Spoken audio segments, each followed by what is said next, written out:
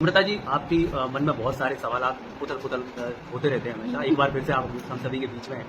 शिक्षा विभाग को लेकर आप हमेशा ही अपनी आवाज मुखर करती रही हैं। अब आपके मन में शिक्षा को लेकर क्या कुछ चल रहा है? क्या स्कूलों को बंद करने चाहिए या शिक्षा नीति में बदलाव होना चाहिए? स्कूलों को बंद करके इनकी जगह गुरुकुल खुलवाने चाहिए, लेकिन लोग ये कहते हैं कि गुरुकुल खोल देंगे तो हमारा जो भारत है वो बहुत पीछे चला जाएगा।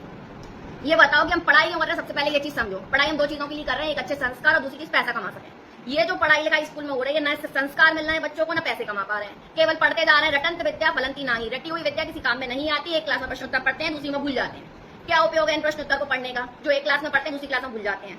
ऐसी चीजें पढ़ाओ जिससे कि हम पैसे कमा सकें। ये बताओ पैसे कहां से आएंगे? सिर्फ स्कूल में एक धंधा बना लिया कि लाखों रुपए की फीस लो, पेरेंट्स को खूब लूटो, पहले ड्रेसेस में, फिर अलग अलग कोर्सेस चला के ये सारी चीजें करके पहले लूटते हो, काबिल बना नहीं रहे। फिर वही बच्चे को कुछ नहीं कर पाता, आगे चल के फिर बीकॉम में भी यही हो रहा है, एलएलबी में भी यही हो रहा है। फालतू की चीजें लिखवा दे, क्वेश्चन आंसर दे दिया, लिख दो, बस वो भूल गए। कुछ सिखाओ, कुछ प्रैक्टिकल करना सिखाओ। जैसे मान लो कोई पैसे कमाएगा तो वो बिजनेस करेगा। अब जब पढ़ाई लिखाई के लिए क्या कर रहे हैं सब लोग? नौकरी के पीछे भाग रहे हैं। मतलब इतना पढ़ने लिखने के बाद भी नौकरी करनी पड़ रही है। नौकरी मतलब होता है नौकर।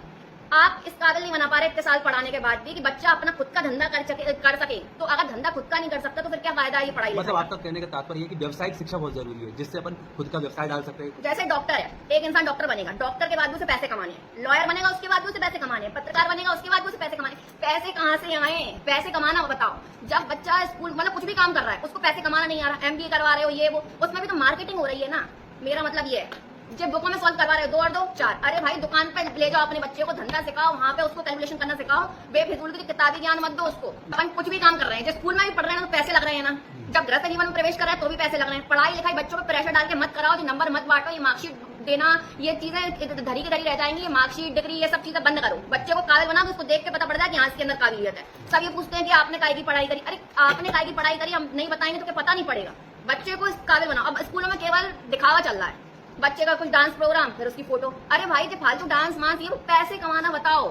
उम्र और ज्ञान का क्या संबंध है? बच्चा ज्ञान से बड़ा होता है, उम्र से नहीं है। इस बात पर आपने बहुत अच्छा प्रश्न किया। ये बात कहना चाहती हूँ कि सारे बच्चे जो है, जैसे मान लो 5th क्लास में बच्चे पढ़ रहे हैं, एक बच्चा बहुत इंटेलिजेंट है और 2-4 बच्चे एवरेज हैं और कुछ बच्चे बहुत वीक हैं। तो इन सारे बच्चों को उम्र के हिसाब से एक साथ मत पढ़ाओ, क्योंकि जो बच्चा आगे बढ़ रहा है ना उसको आगे की क्लास में पढ़ाओ। क्योंकि बच्चा ज्ञान से बड़ा होता है, वो आगे की चीजें भी कैच कर सकता है। उसका समय बर्बाद हो रहा है उसी क्लास में वही चीजें रिपीट कर करके पढ़ने का। और जो बच्चा वीक है ना, वो उसको पहले की चीजें क्लियर करना पड़ेगी। वो हमेशा वीक होता जा रहा है क्योंकि उसको पहले की चीजें क्लियर नहीं है, उसको बेस क्लियर नहीं है। मतलब बच्चों को उम्र से मत आको, उसको जो देखो कि उसके अंदर क्या ज्ञान है, ज्ञान के हिसाब से उसको क्लासों में पढ़ाना चाहिए। क्योंकि कुछ बच्चे बहुत इंटेलिजेंट होते हैं, कुछ बच्चे बहुत वीक होते हैं। जो इंटेलिजेंट उसको आगे की चीजें पढ़ाओ, उसका समय बर्बाद मत